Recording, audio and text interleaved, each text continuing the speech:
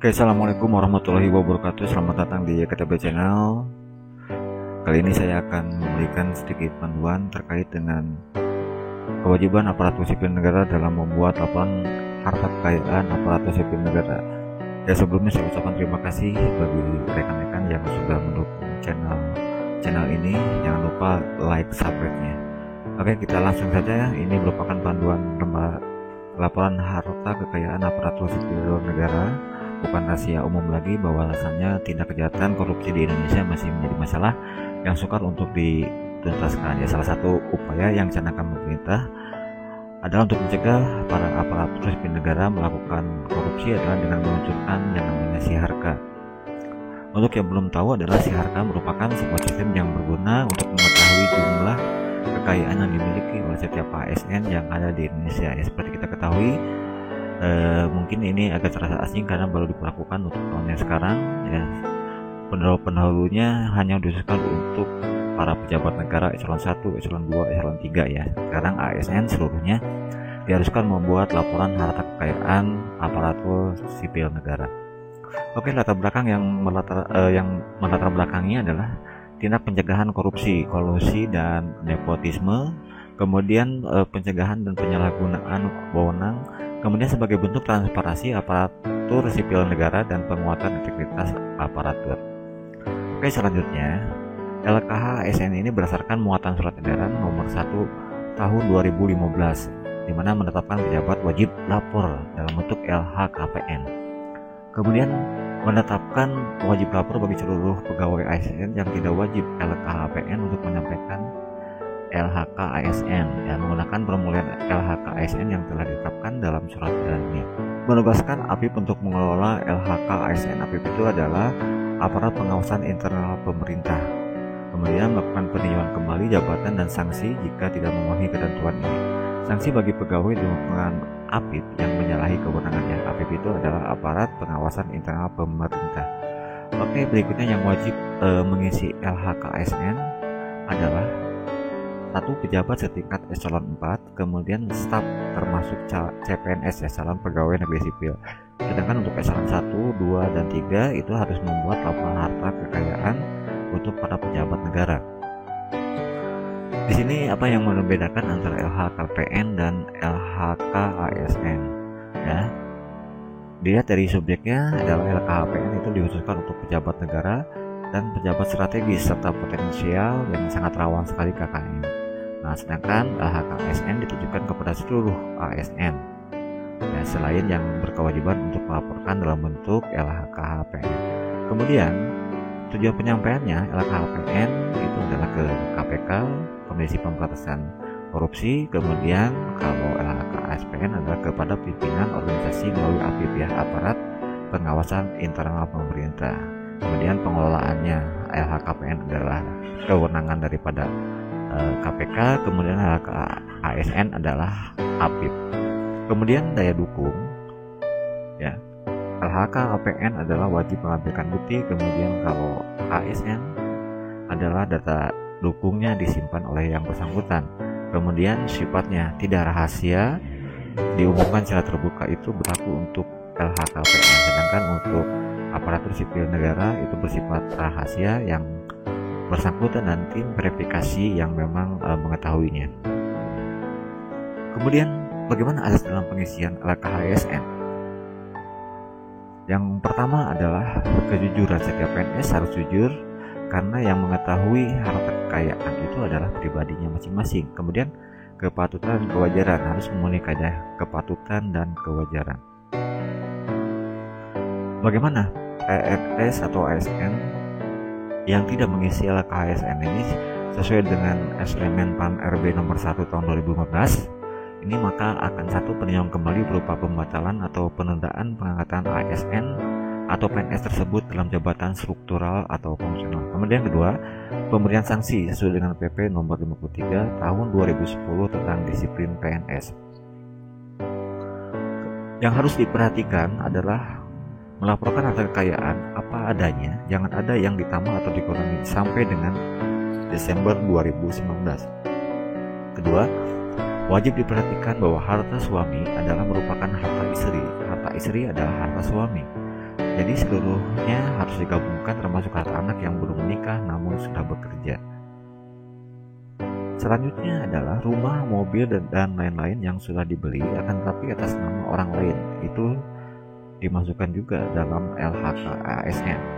Kemudian rumah, mobil, dan lain yang belum lunas dimasukkan berdasarkan jumlah uang yang sudah masuk.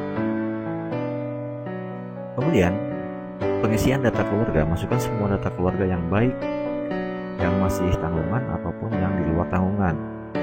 Sedangkan harta kekayaan itu meliputi harta tidak bergerak. Ya, di sini diberikan tanda merah. Tolong dicantumkan juga tahun perolehannya. Harga perolehan adalah harga beli tanah bangunan yang bersangkutan. Sedangkan NJOP saat perolehan adalah harga jual perkiraan Desember 2019. Kemudian di dalam harta bergerak lainnya dicantumkan emas, elektronik, ya tidak mungkin tidak punya, mebeler masing-masing harus dijumlahkan. Pada menu uang tunai deposito tabungan harus diisi karena tidak logis jika uang tunai tidak ada. Tabungan sesuai yang tertera pada buku tabungan jangan dibulatkan. Seluruh tabungan yang dimiliki oleh keluarga yang bersangkutan, baik pribadi, istri atau suami dan anak, wajib yang tertera di saldo tabungan per 31 Desember 2019.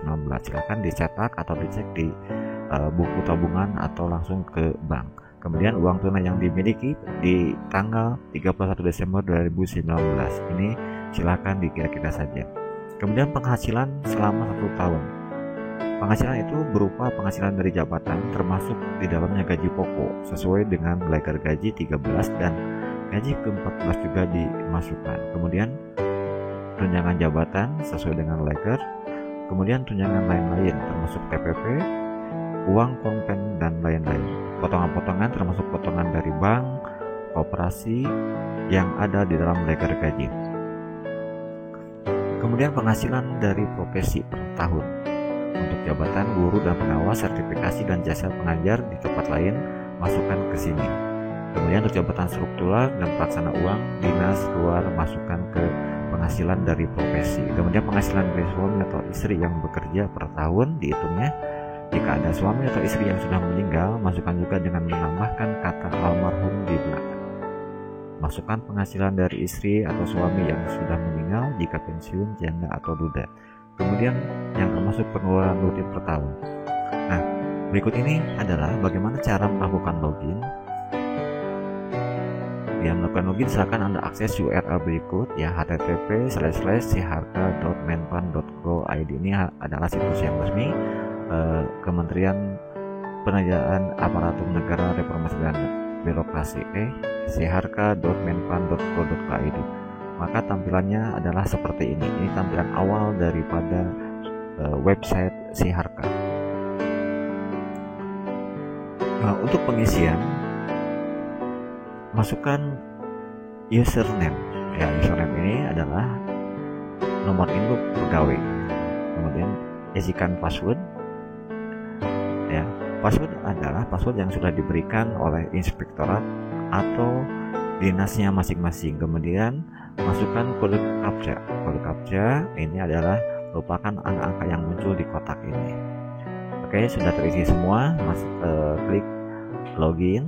Apabila lupa password, ini silakan klik lupa password, nanti akan masuk melalui emailnya masing-masing. Nah, berikut ini adalah tampilan setelah login. Ya, di pojok sebelah kiri atas ini ada menu-menu ya. Kemudian ada halaman seperti ini ya untuk menginput pelaporan. Di pojok sebelah kiri ada menu daftar pelaporan, pelaporan baru, profil, bantuan logout. Nah, kemudian tampilan awal. Apabila kita tampilan setelah login maka akan diarahkan ya, kita pahami dulu seperti ini ya. Apa itu daftar pelaporan? Berarti data pelaporan yang merupakan halaman awal yang berisi informasi hasil laporan yang sudah dibuat sebelumnya. Sedangkan pelaporan baru adalah pelaporan baru untuk membuat laporan baru ya. Untuk ASN mungkin baru tahun ini membuat LHK ASN. Kemudian profil. Dan dalam profil terdiri dari submenu profil yang berisi data-data informasi pribadi. Kemudian ubah profil. Kemudian yang ketiga adanya submenu ubah password. ya, karena kewajiban berubah password. Kemudian tombol bantuan berisi panduan berisi tentang pemakaian aplikasi, kemudian untuk mengirimkan pesan. Tombol logout untuk menu Anda keluar dari aplikasi. Nah, untuk pertama kali login itu akan muncul pop-up atau gambar seperti ini. Harap lengkapi data profil dan ubah password Anda sebelum Anda sebelumnya klik di sini, ya, maka akan diarahkan ke halaman pribadi. Di sini ada edit profil. Kita bisa mengubah atau mengisi, menambahkan data-data pribadi dari mulai nama lengkap, ya, akan terisi secara otomatis sesuai dengan login Anda, kemudian gelar depan atau belakang, kemudian email wajib diisi, instansinya, unit kerja, jabatan, alamat, nomor telepon. Nah, di sini konfirmasi password baru, masukkan password baru Anda. Kemudian konfirmasi password baru. Mohon diingat username dengan password barunya. Apabila sudah selesai mengisi data pribadi, mengedit, maka klik submit. Ini adalah data profil yang sudah dilengkapi. Kemudian bagaimana cara membuat pelaporan baru? Pelaporan baru terdiri dari beberapa menu, ya, ada 6 menu. Ada data pribadi, kedua harta kekayaan, menu penghasilan, menu data keluarga, menu pengeluaran, dan menu selesai. Ya, seperti ini tampilannya. Untuk membuat pelaporan baru adalah klik dengan tanda tambah warna hijau pelaporan baru, maka akan muncul 6 menu tampilan seperti ini. Seperti 1 data pribadi, kedua harta kekayaan, penghasilan, yang keempat menu data keluarga, yang kelima menu pengeluaran, dan yang keenam selesai. Semuanya dari nomor 1 ke 2 harus diisi. Untuk yang pertama data pribadi, tampilannya seperti ini, ya, dilengkapi, diedit, ya, disesuaikan dengan data yang sebenar-benarnya, dari mulai nama lengkap, nomor KTP, jenis kelamin, tempat tanggal lahir, agama, status perkawinan, NIP, pangkat golongan, mulai tanggalnya diisi, kemudian eselonnya, jabatannya, mulai tanggalnya tanggal berapa, unit kerja, alamat, nomor telepon, dan NPWP. Bila sudah selesai pengisian, maka klik tanda simpan. Oke, setelah semuanya diisi, kemudian klik tombol simpan untuk menyimpan. Jika data berhasil disimpan, maka muncul tampilan di bawah seperti ini, akan menunjukkan sukses atau tersimpan. Maka langkah selanjutnya adalah lanjutkan. Lanjut ke menu yang kedua, pengisian harta kekayaan. Di dalam harta kekayaan terbagi menjadi 5 menu kembali, submenu, ya. Yang pertama, harta bergerak, kedua harta tidak bergerak, ketiga surat berharga, keempat uang tunai, deposito tabungan, 5 piutang, 6 hutang. Pengertian harta tidak bergerak adalah harta berupa tanah dan bangunan yang didukung dengan bukti kepemilikan. Nilai harta tidak bergerak ditetapkan berdasarkan NJOP, nilai jual objek pajak. Untuk pengisian silakan klik input baru. Nah, ini adalah tampilan-tampilannya. Nah, apabila kita mengetik harta kekayaan untuk pilihan pertama, input harta tidak bergerak, maka akan dihadapkan kepada pengisian seperti ini, jenis harta, ya. Nah, di sini ada tanda panahnya, bisa dipilih apakah tanah saja, bangunan saja, atau berupa tanah bangunan. Ya, maka akan diwajibkan untuk menulis luas tanahnya berapa, luas bangunannya berapa, kemudian atas nama. Apabila nama yang bersangkutan, maka akan ditulis nama bersangkutan, alamatnya di mana, tahun perolehannya kapan, kemudian harga perolehannya berapa, total NJOP-nya saat laporan berapa. Nah, disiapkan saja ini bukti fisik PBB, pajak bangunan. Oke, apabila masih ada tinggal input baru lagi, ya. Oke, ini tampilan hasil inputan data tidak bergerak. Ya, apabila ada tanah bangunan lain, silakan melakukan proses input baru. Kemudian untuk harta bergerak terbagi menjadi 3 bagian, yaitu alat transportasi, antara pesawat udara, kapal laut, mobil, sepeda motor, dan kendaraan lainnya. Kedua, peternakan, perikanan, perkebunan, pertanian, kehutanan, pertambangan, dan usaha lainnya. Yang C, logam mulia, batu mulia, barang-barang seni, dan antik bergerak lainnya. Oke, apabila ingin melakukan pengisian, klik input baru untuk melakukan penginputan. Tampilannya adalah seperti ini. Ya. Di halaman sebelumnya harta bergerak, isinya adalah seperti ini. Alat transportasi, peternakan, logam mulia, dan seterusnya. Untuk melakukan prosesnya, silakan input baru ya. Nah, nanti tampilannya seperti ini untuk melakukan pengisian data. Oke, ini contohnya adalah jenis transportasinya mobil, nomor kendaraan mobilnya diisi, kemudian merek dan model. Mereknya apa, misalkan Toyota atau Avanza. Tahun pembuatan dan perolehan, tahun buatnya 2010, tahun perolehannya 2014. Atas namanya siapa di sini ya. Apabila atas namanya yang bersangkutan, ASN bersangkutan ditulis, maka dipilih yang bersangkutan. Apabila namanya istri, maka di sini juga akan ada pilihannya. Nilai perolehannya berapa, kemudian nilai jual saat pelaporannya adalah seperti ini ya. Kalau sudah klik simpan, maka tampilan setelah di-input diisi adalah seperti ini. Apabila ada tambahan kendaraan lain, maka klik input baru lagi ya. Kemudian yang submenu kedua di harta yang bergerak adalah peternakan, perikanan, pertanian, kehutanan, dan lain-lain. Jenis usahanya peternakan ya, bisa dipilih, ada pilihan apakah pertanian, perkebunan, dan seterusnya. Atas namanya pastikan siapa, apakah yang bersangkutan, istri, suami, atau yang lainnya. Ya, jumlah satuannya di sini kalau misalkan peternakan ya, mempunyai peternakan sapi berapa ekor dan seterusnya, tahun perolehnya berapa, kemudian omset per tahun, kemudian penghasilan bersih per tahun, kemudian nilai saat pelaporan. Apabila sudah selesai diisi, jangan lupa klik simpan. Ini merupakan tampilan setelah mengisi input submenu peternakan dan lainnya. Apabila ada penambahan baru, silakan klik input baru.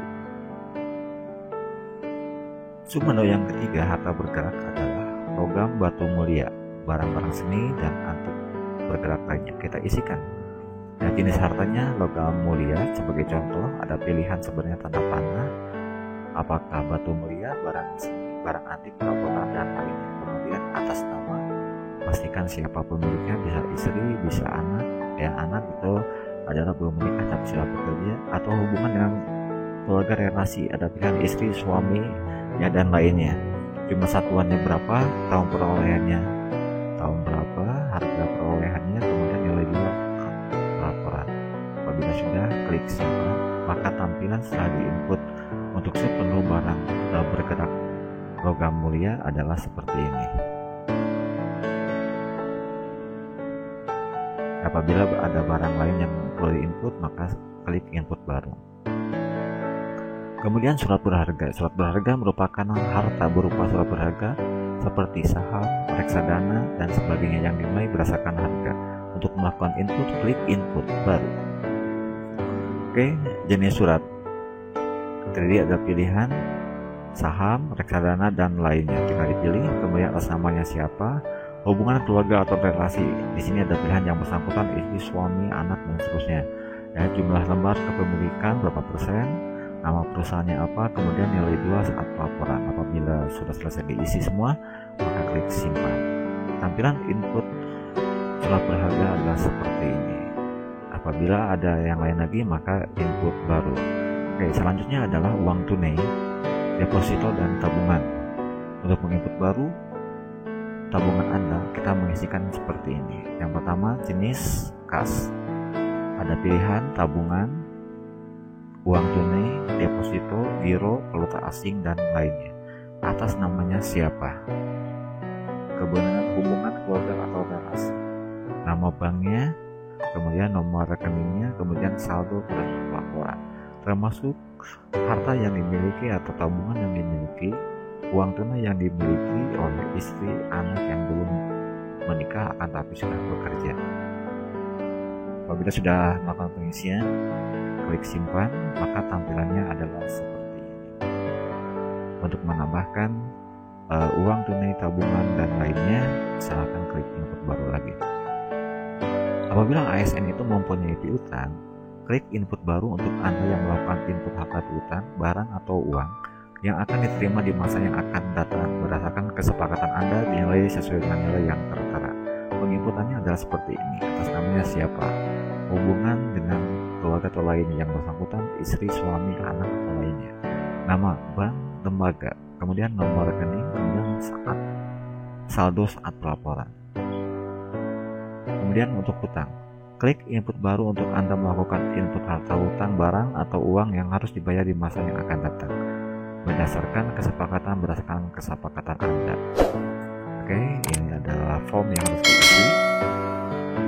Atas nama, bank keluarga, nama bank, nomor rekening, saldo saat pelaporan. Bila sudah selesai disimpan, nah ini adalah tampilan setelah di input. Penghasilan. Nah, ini adalah menu penghasilan, berisi penghasilan yang diperoleh oleh pegawai terbagi menjadi 5 bagian.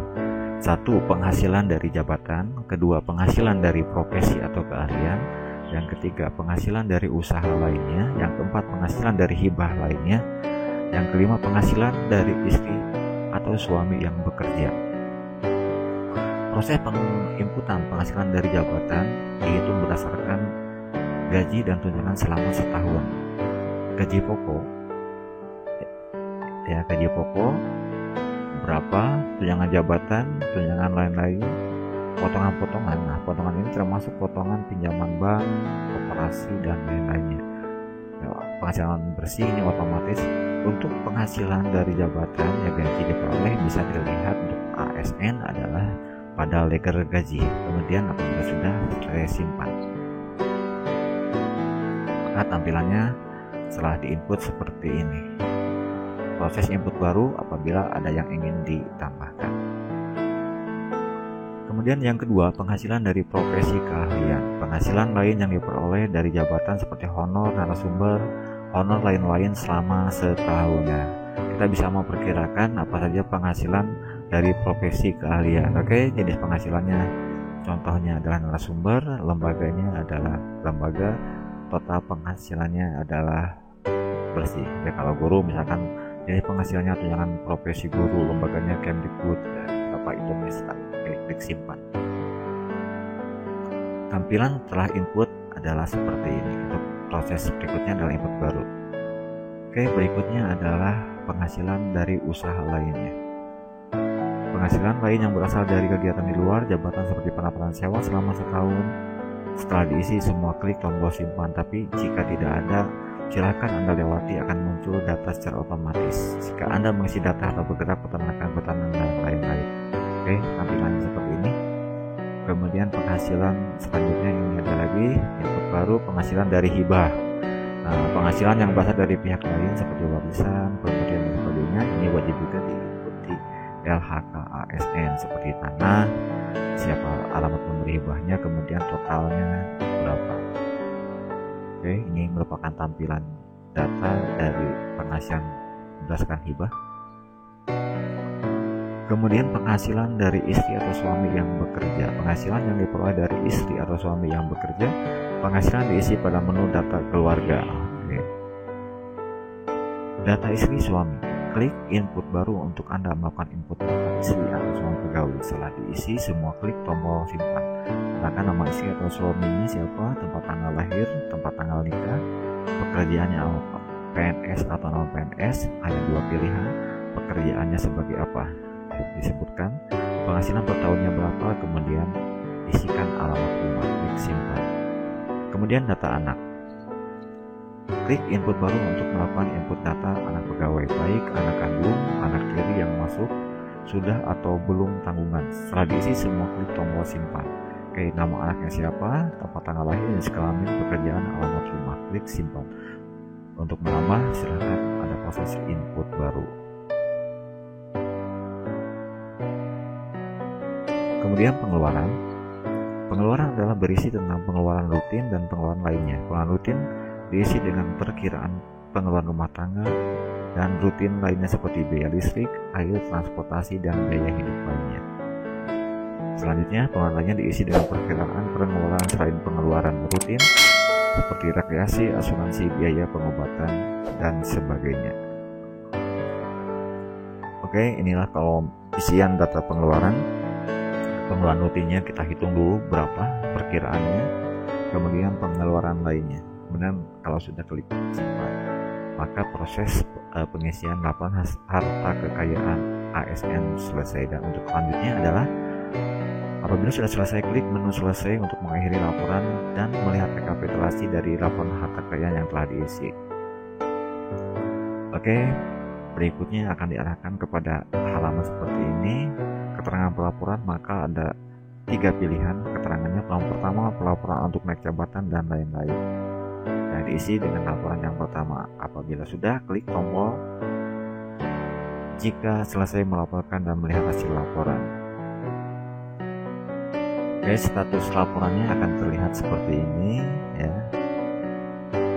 Detailnya untuk melihat detail laporan, kemudian ada tombol cetak adalah untuk cetak laporan, kemudian edit sebelum dikirim inspektorat ya, silakan lakukan pengeditan, kemudian kirim ke inspektorat. Ini akan langsung kirim ke inspektorat ya. Kemudian ada tanda checklist, tanda berarti data pribadi telah terisi. Kemudian tanda checklist A2, data keluarga sudah terisi. Untuk melihat detail silakan klik data detail, untuk mencetak data keluarga silakan klik cetak. Oke, terima kasih. Itu saja panduan LHK ASN. Untuk surat edarannya, panduannya saya sertakan di deskripsi bawah video ini. Oke, terima kasih, mudah-mudahan ada manfaatnya. Assalamualaikum warahmatullahi wabarakatuh.